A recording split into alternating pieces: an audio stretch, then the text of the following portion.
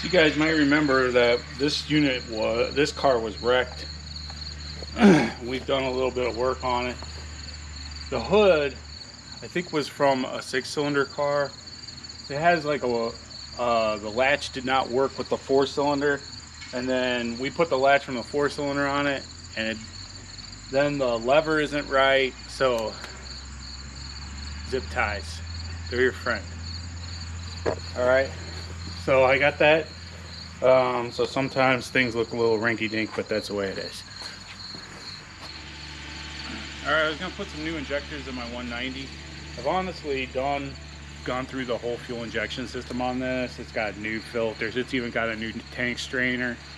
One of the things I always hear is that these cars are expensive to work on, and like this set of injectors, because these are like a solid state injector. I think the seals were more expensive than the injectors at the end of the day, because you have to actually get the Mercedes part. But I think this whole job's probably maybe $60 or something like that. And like I said, this thing has 160,000 miles on it or something. And so, it's about time. We'll change them out. I got a little stumble at a stoplight, and so we're going to see if this will help it out. Like I said, I've already done the fuel injection distributor, but we're going to put you on time lapse so you can see what we do, and we'll go from there.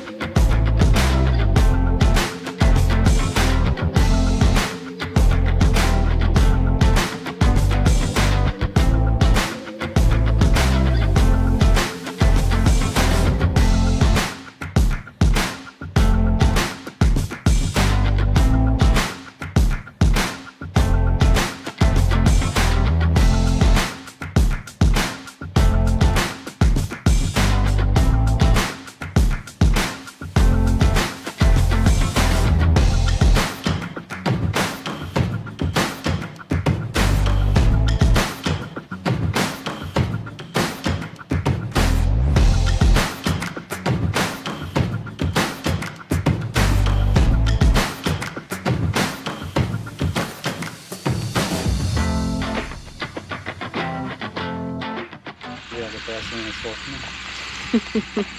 It's like melting in here. Ew. Do I need to explain it? Yeah, go ahead. Okay.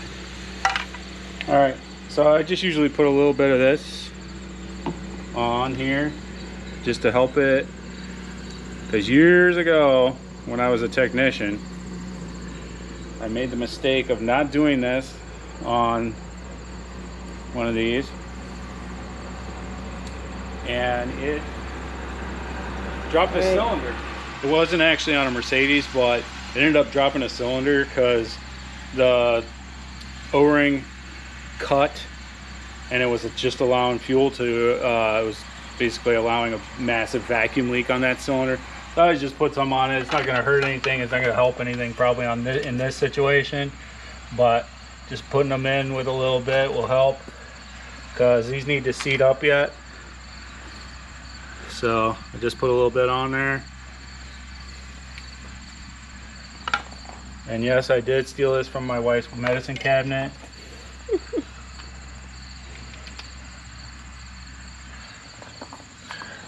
That's where all my stuff goes. That's right. Including my Tupperware. Yeah, Tupperware. It's cheaper than getting something at the store, because you already own it.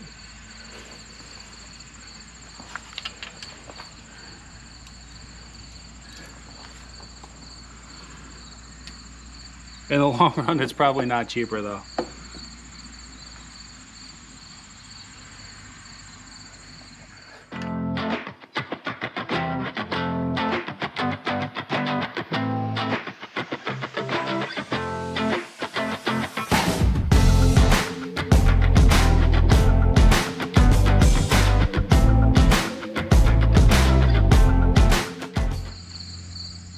So one of the biggest problems with these cars of this era from the 90s, 80s and 90s, is drivability issues due to these hoses here.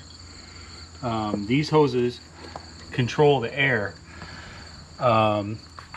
It's for the idle air control circuit, and these here cannot have any vacuum leaks in them. If they have vacuum leaks in them, this hose here, this one here, and all these vacuum lines that go to them, cars will not run right. And so that's one of the biggest issues with these. You can replace all of these. I think it's around $100 for everything, and man, it's a good investment on a car like this, especially if you pick one up used and just, you know, is sluggish, or it's hard to get going, or it won't idle. It's a good thing to just change those right off the bat.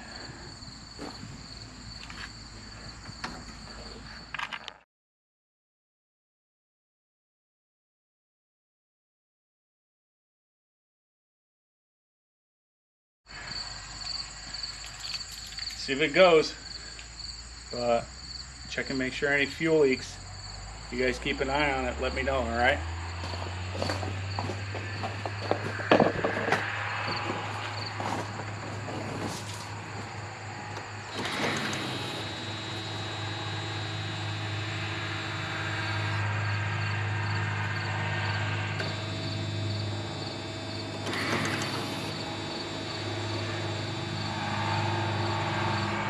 All right, here we go.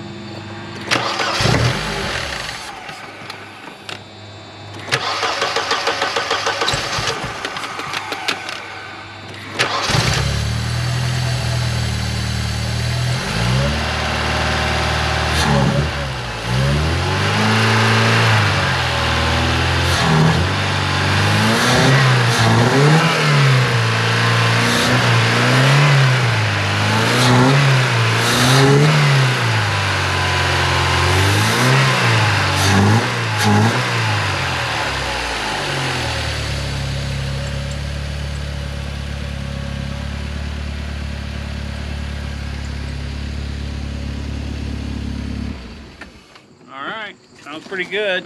Look good.